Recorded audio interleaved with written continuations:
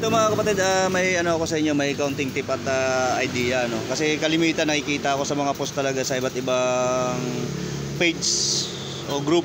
Ayan, gumigewang, gumagalaw to. So ito lang ang diferensya niyan.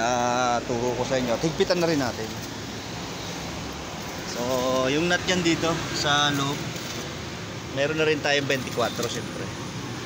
Higpitan natin siya. Tingnan natin kung mawawala yung alog. Guys, pasuyo nga guys, paalog. Alog-alogin mo nga guys. Sige, alog-alogin mo guys. Ay, tagal, mauubos yung oras natin. Okay, yan, maalog. Okay, higpitan ko muna.